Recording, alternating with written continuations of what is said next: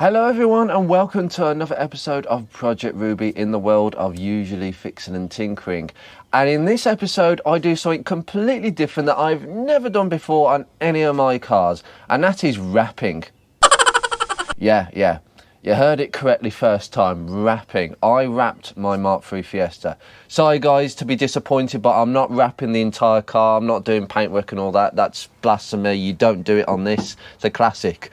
But I had to do some work on the B-pillars because we have some, well, faded vinyl on this B-pillar, but it's all been replaced with fresh vinyl, and believe you me, that took a lot of doing to get that right.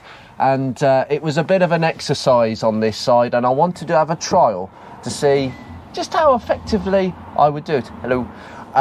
So this is a massive success this side, and if any of you have got a Mark III, well, this would be a very niche category, because this was only ever fitted to Mark III Fiestas with a gear specification. I don't think there was any other Fiesta that got this treatment.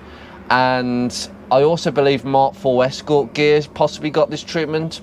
Potentially, I think Orion's might have got this treatment. It was the two-tone effect, you know, so you got the grey down here where they just sprayed up along this line and fitted these mouldings later on. But what do you do for up here? You know, you can't exactly spray around here because there'd have to be a lot of masking up in the factory for that. And for the fact that this was only done on the line with a gear specification, well, what do you do? How do you go about that? Well, the truth is you just have to vinyl it, and that's what they did in the factory. They just put it on and cut it in situ. And I'll just show you. It is really tricky. If you remember here, it was all cracking down here. It's still a bit bubbly, but unfortunately, as the factory found out, it's very difficult to get all the bubbles out. There's a bit of a dent actually there. I didn't see that before. Yeah, weird. But I'm glad I did, because there was a little bit of rust underneath this one. Just a little bit of rust here that I had to sand back, wet sand, and get flat for this vinyl. So as you can see, the transformation is ridiculous. It really is great, and I'm going to show you in this episode how to do that. This will only apply to owners of Mark III Fiestas, or maybe anybody with a Ford gear with the vinyl wrap treatment on the B pillars. And it is a matte black, as you can see here. I've got a whole roll of it. I've got generous amounts for this side. I made a mistake a couple of times on this side, and I'm glad I did, because then I could show you how to do it properly. There's another few things that I want to go over, because I have done a few things, as you might have already guessed, in some instances since the last episode. This car has been out on the road. We have had a few teething problems, and I'll go through that now. Hence why, what's this HT lead doing here? Yeah, well, unfortunately, we've got a bit of a culprit. I never really liked the fact that it's got these bits missing. It's a shame, because these are the originals with the numbers on them. These were fitted, these red ones, there were red ones and grey ones. They were fitted to Escorts, XR cars and Fiestas and Orions of the 80s. And unfortunately, Ruby's still got her originals, and I do think these are the originals. Unfortunately, most of the replacement HT leads that you can get don't come with these connectors. They come with the ones with like legs on, but that's for the coil pack version of the CVH, not the distributor version, the early versions. So this HT lead, what's wrong with it? It's given up the ghost. I drove it out with my good friend Nick only a few days ago now. You might see weeks ago for him, unfortunately. It was a lovely journey. We went to the local Halfords, probably 5 miles away, 15-20 minute journey. Quite a nice journey actually, just something to get this moving and get me more confident in the car after all the fuel system jobs. And unfortunately, on the way back, it decided to start misbehaving again, and I thought, here we go with the fuel problem again. What is going on now? It's nothing to do with the fuel. This spark plug, let me find it. it's there we go, it's cracked. See that? The rubber's cracked. And it's leaking onto the block. I could see a spark leaking out onto the block, and it was causing a momentary hesitancy. Oh, for goodness sake. Honestly, that's what it was. I thought it was little, but it only ever misbehaved when it was in traffic at idle. As soon as you move off, it would not be a problem. But idling, you could tell there was a problem. Some people have the opposite problem. Some people have the problem where if that starts leaking electricity, you have the problem at higher RPMs rather than lower. But I've got the opposite. So it's number 2 that's failed. I tried to get a replacement, and I have looked online. Sadly, I can only get a brand new number 1 and a brand new number 4. I can't get a 3, can't get a 2. So what I've done, I thought, no, do you know what? I'm not going to go new old stock because these are expensive. They're like 20, if they come up new old stock, number 1 and number 4 were 20 quid each, around about that. That could mean about £80 for a complete new set if I wanted to change the whole lot, and I probably will now. Now that's gone, I think the others might not be far behind. I know that number 1, I did a resistance check on all 4. And they're supposed to be variant different resistances because the longer the HT lead, the bigger the resistance. And unfortunately, it should be a pattern. What was happening is 4, 3 and 2 were perfectly fine. Number 1, however, had the same kind of resistance as one of the others. I think it was number 4, number 3. That shouldn't be right. That should have a bigger resistance. It was actually a lower resistance, which possibly means that actually it's not doing as you can have 2 low resistance and 2 higher resistance. Usually it goes too high, but this one went too low. And I've got a feeling that, judging by the plug, the spark plug in this one, I've always thought that the spark plug in this one is a bit more cokey than the others, i.e. it's not burning as correctly. So I've always done a check on number 2 because I'm always aware that number 1 wasn't quite efficient. So what I've done is I've ordered a brand new set of red silicon 8mm HT leads. I just hope they'll fit in the holders here. These are quite generous, to be fair, and these are quite thick. So 8mm silicon HT leads in red, so they won't look out of place. For CVH, it's coming. And I can chuck them out. That's probably, I don't know if I can do anything about that. I think possibly electrical insulation tape might make it useful again. All these will go in my spares.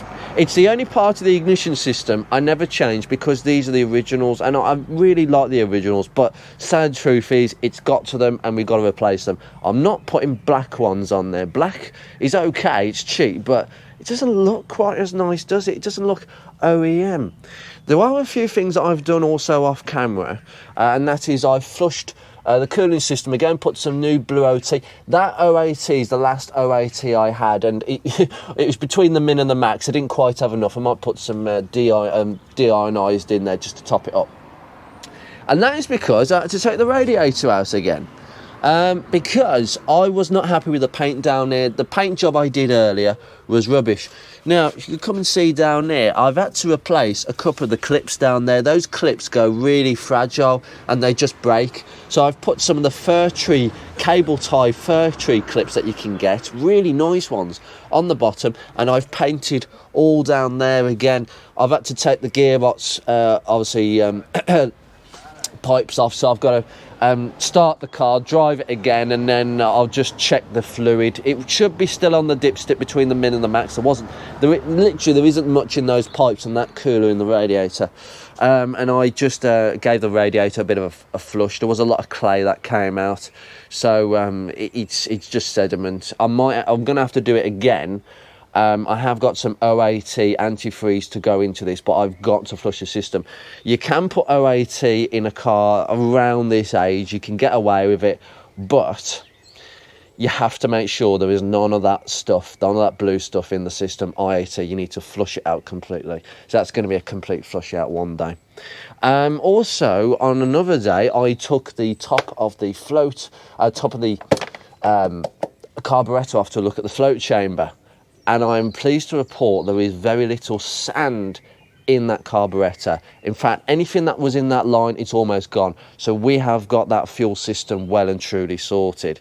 I have to be very careful of that fuel sender because I altered it slightly because the old one had decided to have a dead spot. The new one, I have to treat basically when it goes just above empty as empty. Guess how I found that one out? It's too embarrassing. I'll go into that another day. Running out of fuel is not an enjoyable exercise. Not outside your friend's house anyway. That made it a little bit more laughable, but it was ridiculous. Very embarrassing. But anyway, I will leave that there. We have done, there's a couple more things I've done. I'll just go around here. I'll just be very brief because I want to get on with the trim. New side repeaters. Yes, I bought some aftermarket ones because the old ones were really bad. Like, I've had to retain the original seal. So if I just twist this off, this seal is the original one. I've just cleaned it up. The one that came with the aftermarket ones was a bit too thin for me. And I know they sit very thick and proud on the surface, but that's a really nice indicator, nice and orange. The only thing I would say, it doesn't sit quite as...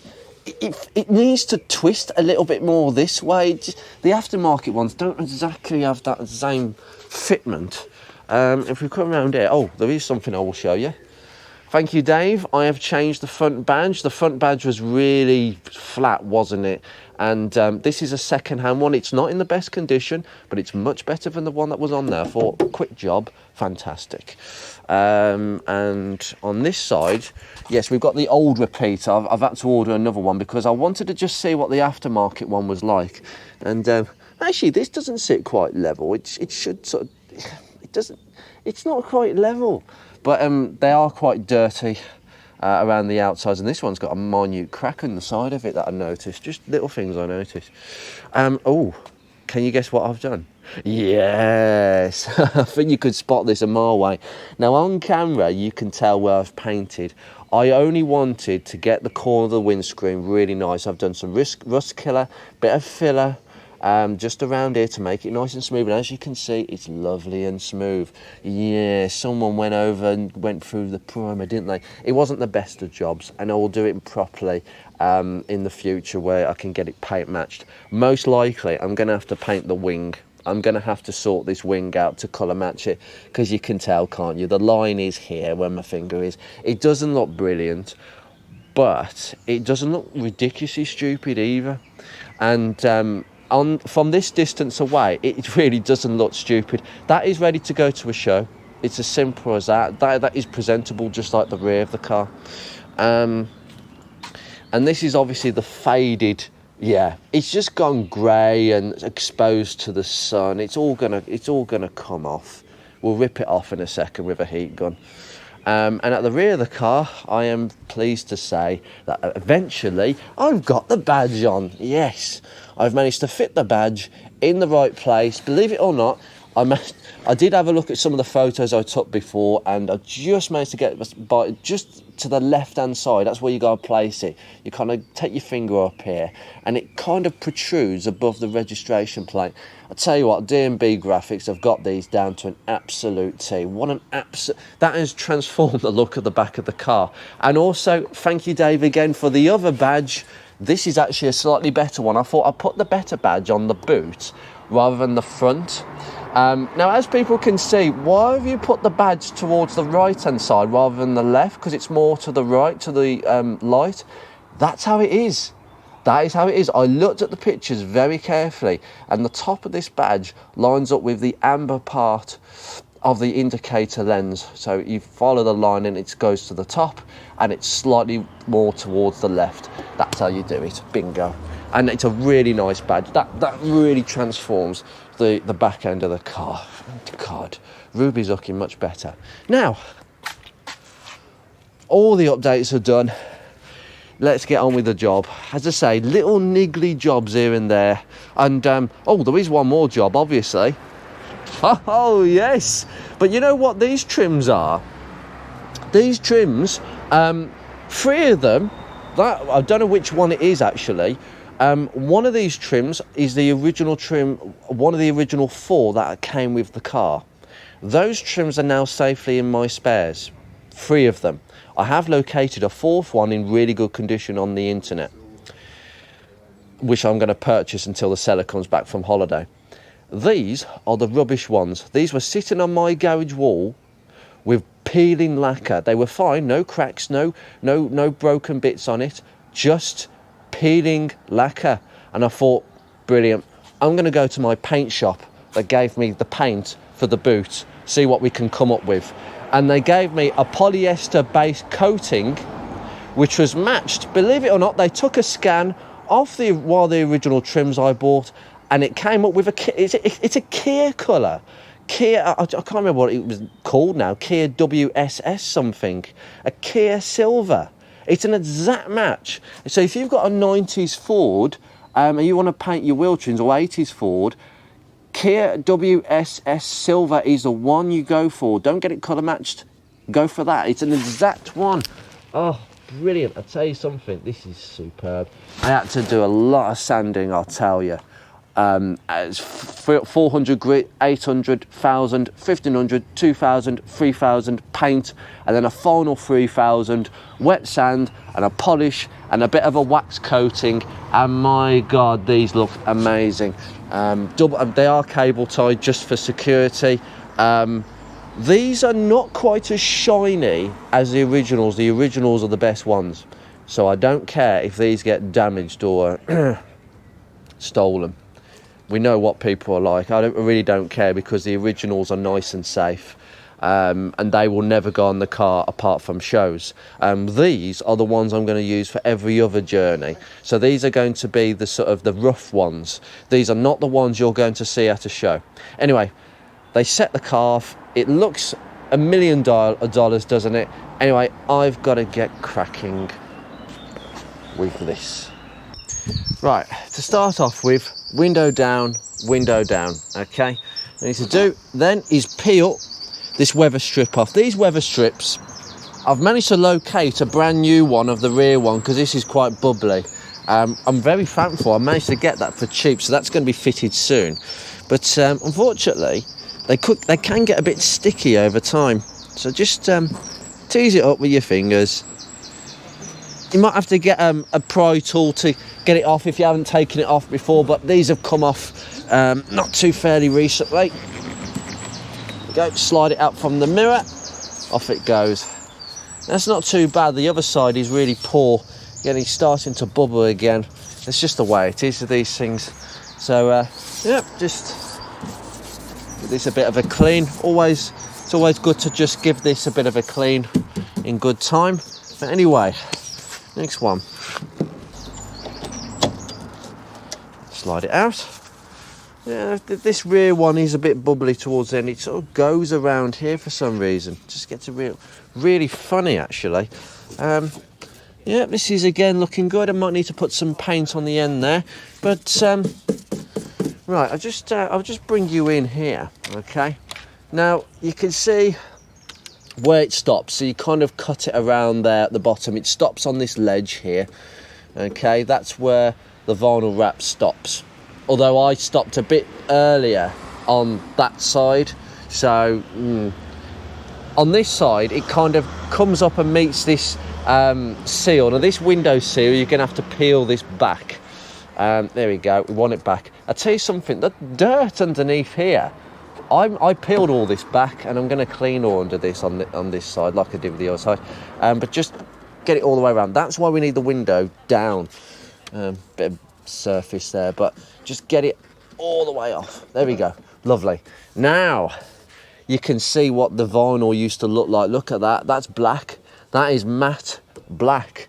Look at that, look at that. 2 different colours. The sun has got to this over 35 years, which is pretty good going actually, to be fair, but we don't know how long it's been this grey. It just looks horrible, doesn't it? Again, there's bits that I might have to just treat again. This is an example of one of the many jobs where you might have to do several other jobs as well.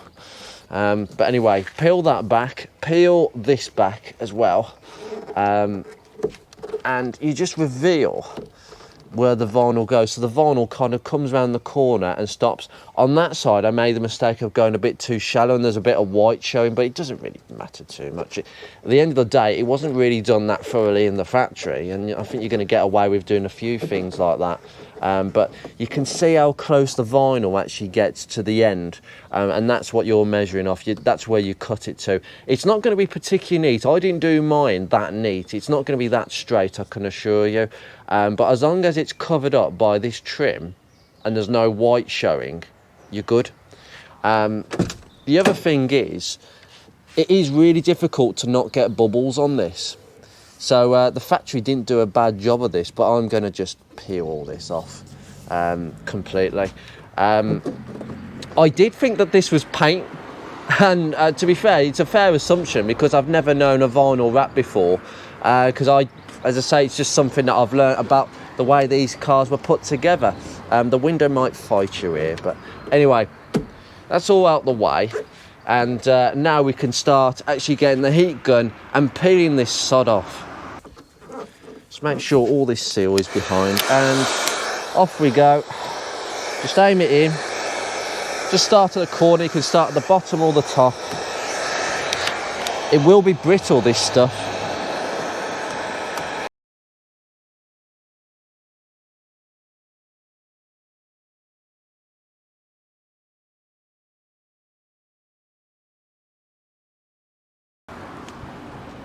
I tell you something, this is something else. This is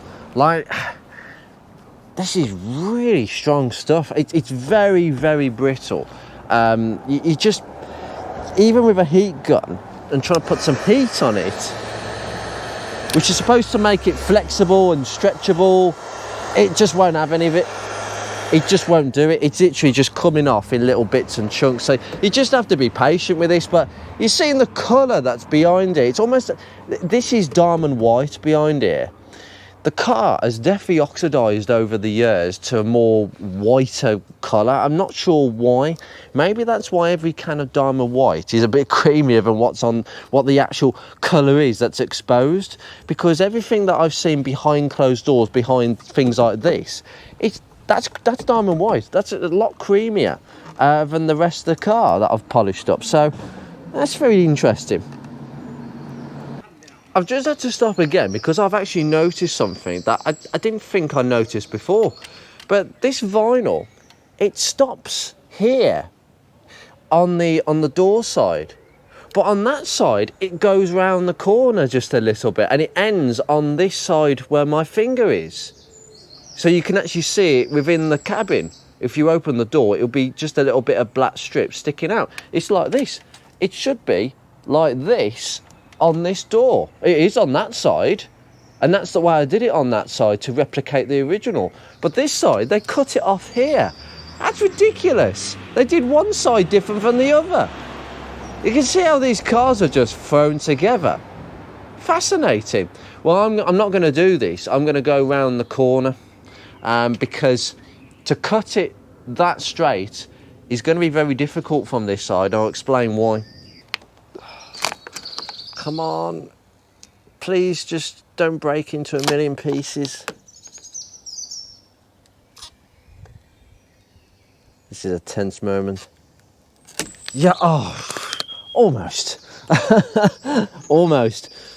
Oh, see what I mean? It just goes into a million pieces. There we go, it's all on the floor. Ow. Sticky, sticky wicky. Yes, in the bin. Right.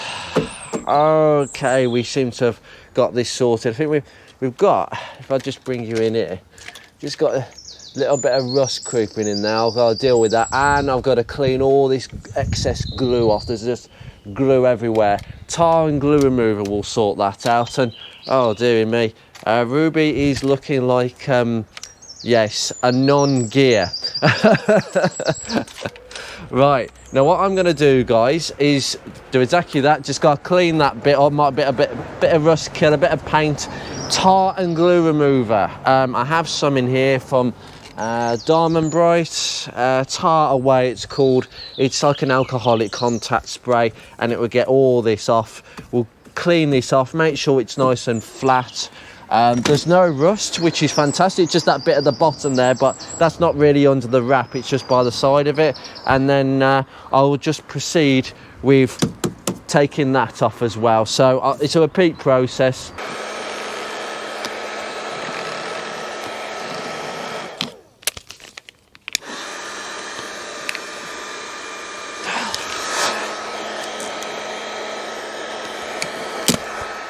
Oh, Jesus.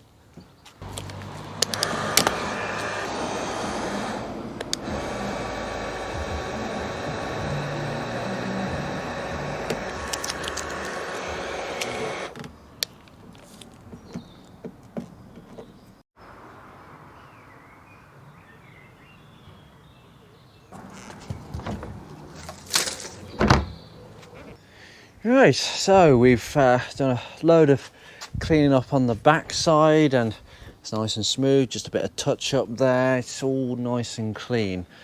Cleanliness is the key. Just put a dollop of paint there just to protect the metal, a bit of rust killer, and it's all good. It's all being cleaned back and it's all looking nice. Just had to do a bit of touch up just to the grey, just along here, because there's a bit of paint chipping. But this is a level of detail we're going to, guys. But basically now, if you take probably a generous size, I would say that sort of length. We've got all this left anyway for the other side. So you need two of these, one for that side and one for that side. Now, this is a bit more tricky to sort out. So to start off with, we're going to do this side, and it is literally as simple as putting it against. God, this has got dusty already. Now, you see all these creases here? These sort of creases, they'll come out with a heat gun. Just use a heat gun and it will come straight out, okay?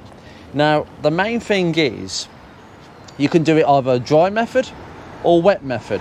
The wet method is you put water at the back of this and you can just place it on at your leisure. But you've got to use a credit card to push all that water out. If there's any water left, it won't embed properly. It will eventually dry out, but the point is, I've had some success with wet applications of window tints years ago, and doing it the wet method is a bit messy. I'm doing it the dry method. So that means we're peeling down. So we peel down on this and we work our way down. What we want is we want this to be flush against there first, and then we'll start going round the corner a little bit, and we will know to trim off at the bottom. So we come to about here, we trim off there, we trim off at the top, we trim around here, just make sure it goes all around the corner, and just make sure it goes right to the edge here, and we're going to go around the corner here, and we're going to trim it on the other side, because a little bit goes round the corner, doesn't it, on this front door. So that's really all there is to it. Just get a heat gun, a gentle heat gun, and start massaging it into place. As I say, it's all nice and flat. There's no rust on this side. There's just a rust spot here on the driver's door, on this little section here, that I had to go over and zinc prime and then sand down, wet sand, and then make sure it's, because any undulations are going to show at this point. So it's really critical. It's flush as anything. So we've got the maximum length. We're a bit there's too much actually. So what I'll do, I'll cut it down. I just put that at the bottom. Yeah, we've got some excess. Don't cut too much, just cut a little bit of the excess. There you go, just drop it on the floor. Scraps of vinyl. And always have a bit too much rather than too little. Now what I'm going to do is start at the top there. In fact, I'm just going to make sure that that is really, really straight. Does help.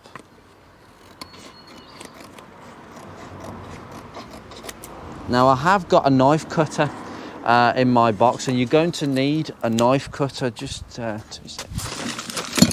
Yeah, you're going to need one of these. Okay, you're going to need a knife cutter to make sure we've got some straight edges. Now that is relatively straight. As I say, the factory didn't do it particularly well, so it's just a case of doing as much as you can. Now what I have got is too much here. You can trim this down just to make sure that everything is good. So what I'm going to do is, just to make it a bit easier, is to trim just a section down. Not too much, just trim it down a little bit more, and then you end up having to cut out yet less later. There you go, that's perfect. That's kind of the perfect size we want. We just want enough to come over here and to overlap quite nicely and cover the bottom piece as well. Okay, let's get going. That's the tricky bit, is actually getting this peeled off properly. There we go. Once you've got a leading edge, off we go. Now, it's important to not go mad and start pulling yards of it. We only need a little bit at a time. So about that much will do, okay? And then we can start. Lovely. Now, all we want is to massage it onto the main piece first, okay? So we can get that all lined in. Lovely. You can always go back if things are not going right. That's absolutely fine. You know, it's not panicking. It's just about taking time and just massaging that in. See how it's just gone in straight. Now there is a bit of an undulation there. Just peel it back. There we go. Good, good, good. You just keep doing it. This is very satisfying when you get into it. It will peel. It will stick to the other door. Because I've got too much, but it's always best to have too much rather than too little. Let's keep going down. Lovely, fantastic. Right, what we can do now is we've got to the bottom. Just feel for the bottom ledge. There we go, we've made a ripple. Now what we can do, what I'm going to do is I'm just going to cut the excess off the bottom. Okay. Jeez. Getting very sticky. Just bring you around to this side so you can see what I'm doing.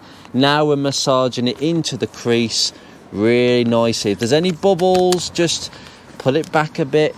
Now remember, this bit is going to be kind of covered up by the window sill, so don't panic too much on the areas that you're not going to see. But it's just a case of just peeling it back. Now, I might need to use a heat gun in this situation just to make things a bit more supple. Well, if the battery's gone, that is. There we go. Massage it into place until the battery runs out. That was a good one, Andrew. Well done.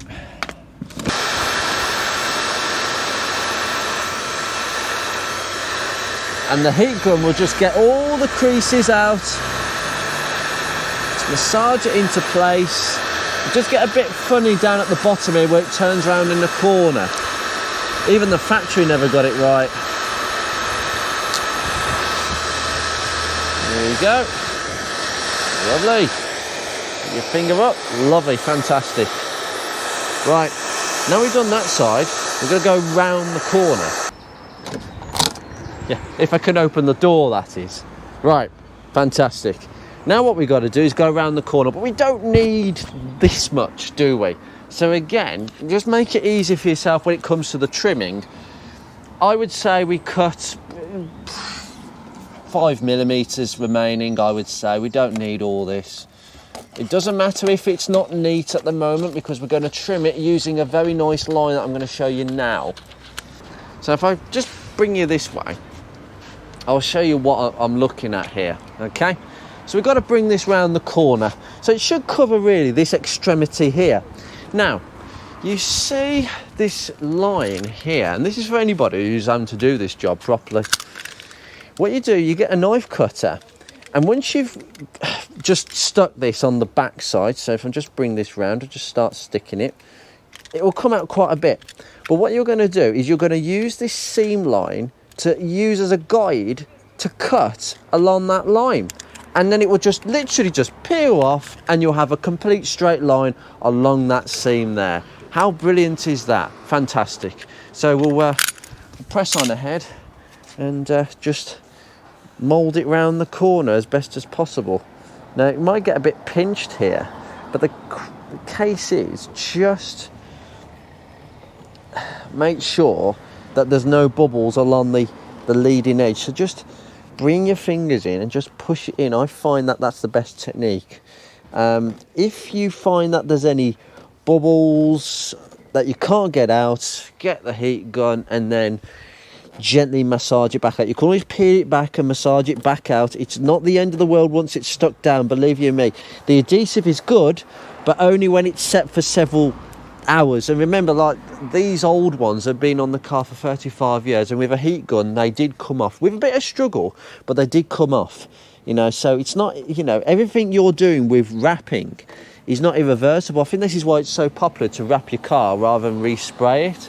I can imagine this being a very awkward job on a lot of these panels. It really must take a long time for people to wrap cars. My argument is, isn't paint prep work just like probably no more time consuming? That's perfect, that is. That's absolutely perfect. Now what I'm going to do is I'm going to use that seam. Now if I can't remember where the seam's gone now. I think it's, yeah, there we go. I've got it. There we go. There we go. Just finding the hard line there. Just going to have to go across that very neatly. There we go. Done. I'm just going to go all the way down. Come on. Follow it down. There we go. No damage whatsoever. Oh, done. I think that could rip off now. Come on. This top bit might be reluctant to give in. Just do it again. Go over the line. Just cut it again. Just make sure. And it will rip off in one entire piece. Wow, look at that. There you go. Ha ha. OEM fresh. There we go. You're just using the line. That's what the factory did. And you wouldn't know the difference. And that's how you do that. Right. Now, obviously, we've gone too far down because this piece is too long here. So what we need to do is cut this piece here. It's kind of bubbled actually towards the end, so I might have to sort that out actually. But what it is, I've just cut across the bottom. Nice straight line, nice across. Doesn't have to be particularly neat because the weather strip that sits here will cover the extremity down here. So if I just make sure that's cut, fantastic. Just make sure it's nice and neat, and don't do what I've just done there and pull it. You've got to cut it 3 or 4 times, and then there you go, it will come off. Now I'm hoping if I can just cut that. There we go, done. Just go around the back side again, just check that, and it should be okay. And there's no ripples. There you go. It's gone fine around the corner now. Lovely. Now you can just kind of mould this into the corner here, and then we're ready to do the last bit, which is basically the rest of it really. You just kind of gonna gentle, because the seal is, you don't want to cut the seal behind it. So what we're hoping to do is cut on the outside line, and if it goes over, if it doesn't look great, it's not the end of the world. So I'm just going to make a little line just to cut the worst of it off. There we go. Perfect. There. Go. There we go. It will just go. Just eventually. But remember, this won't be exposed. There we go. So you don't need to worry too much about how it looks, as long as it covers all the white paint. There we go, done. There we go, that's over the corner.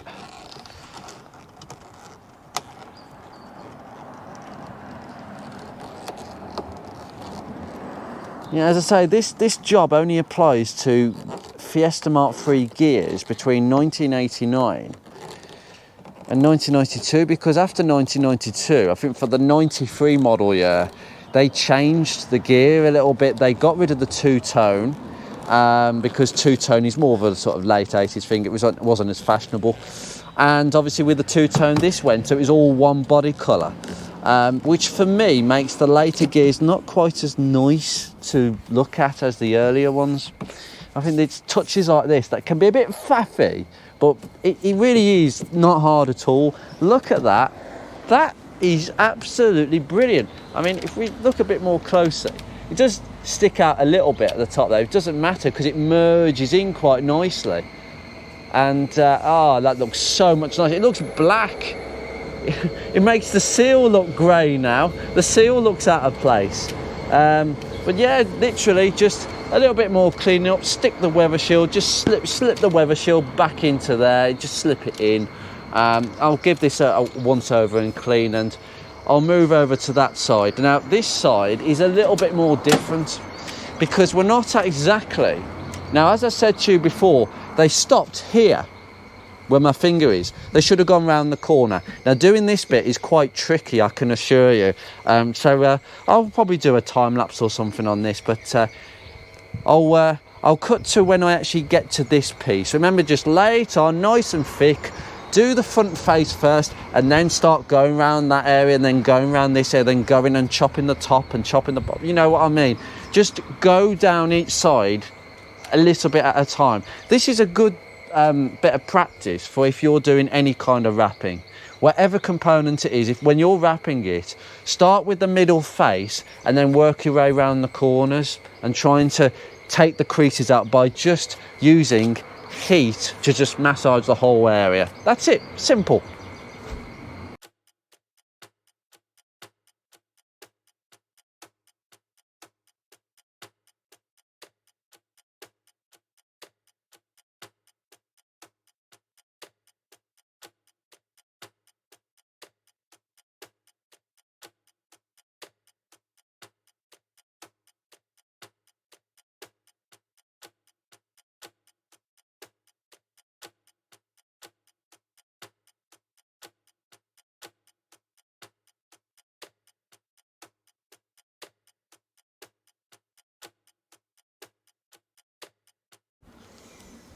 Oh, goodness me, that was a massive pain. It's always worse on the rear doors and the front because of this. This is why the factory just couldn't get it flush. I was trying to air out so many air bubbles there, and it's not perfect. It's probably the worst one of the four I've done actually so far. But that's quite level there. That's not too bad. It's all come around nice and it's being cut nicely there. That'll be covered up. It's just this, unfortunately, you just can't do anything about it. That is definitely a factory original look. And on the other side, unfortunately, I made a bit of a boo-boo actually. I tried to actually cut just some slots to take the stress out of the bubbles. And you can see one there, but it's gone round rather nicely and there's not too much bother there. That's it. That's all it is. That is all there is to doing some vinyl wrapping. It takes a long time, and to be fair, if I wanted it better, I'd probably have to do it again, but that's a factory original sort of look, and I think I'll retain that, to be honest with you. I don't think there's too many things that I've missed there, but I'm just going to put all the stuff back on and we'll see how it looks when everything is back on, because that's really what you want to see. Lovely, fantastic. Oh, I'm so pleased. That makes such a big difference being black and not a faded grey. I've just put the weather strips back on. I'm going to give these a bit of a sort of vinyl and rubber product. Can you spot the mistake though that I've made? I might have trimmed a bit too much. Oh, for goodness sake. I trimmed it the wrong way. I thought it... Do you know what? That was me thinking it was the front door. The back door, it needs to extend a little bit further outwards. Oh, that's really annoying, that is. Unfortunately, I can't extend this any further because it's notched to this piece. So, oh well. It is the worst one of the four. So, because I've got a bit of vinyl left, I might have a go at that in the future if I really am desperate to improve the car. But I think I'll be okay, and I think you might agree that it's a vast improvement on what was there before, and that is always the aim of the game when doing jobs on these cars. Is it better than what it was before? Yes, it is, and hopefully this will last many years. Hopefully, standard vinyl wrap. And it's all been done absolutely to perfection as per the factory slapdash methods of putting it on in the first place. And for that very reason, It's so appropriate. Look how good this car is. I just look at some of my work down here, just checking this over. Yeah, it looks fine with all that wet sand. It looks really, really good, and it's just basking in this sunshine. And I was told on a very dark day where I had so many jobs to do with this car and the car wasn't running properly, and I just thought, do you know something, there's a moment where you think, I can't see the end of the tunnel here, I can't see the light at the end of the tunnel. And some wise man told me that on one lovely summer day, when all the jobs have been virtually done, or to a point where you're happy, there'll be a nice sunny day, you'll take this car on a drive and you'll think, what the hell were you what the hell are you stressing about? And if you can stress about something like this and get it to this point, you have won the battle. And I'm going to leave this episode here because Project Ruby hasn't got many jobs that need to be done. What's the next job on my list? Well, I've already identified that, actually, and it's something rather interesting that I've done on all my cars. You might guess, actually, it's this steering wheel. This steering wheel is a little bit worn where your hands normally go, especially on the back side of things. So I'm going to have a look at this. I might try and get a better badge because that's a bit worn, but mind you, it looks in keeping with the car's age. It looks quite nice, actually. But I'm going to re-dye this vinyl steering wheel, and leather dyes can be applied to vinyl steering wheels as well. So leather dye is applicable to both leather steering wheels and vinyl. It's just about the prep work. Again, just got to prep it, and hopefully this wheel, apart from this centre, which is a different shade of black to quite a dark grey sort of colour, the same sort of grey as this, then it will look absolutely amazing. So I'm going to leave this episode here, but from me and Project Ruby, I'm going to bid you good day. If it wasn't for them damn HT leads, I would be driving this. I might just be tempted to wrap that HT lead in electrical tape and take it out and see where we get. Because it wasn't that bad, but I might just do so because that is gorgeous. And these are the days for classic cars. Take care, guys.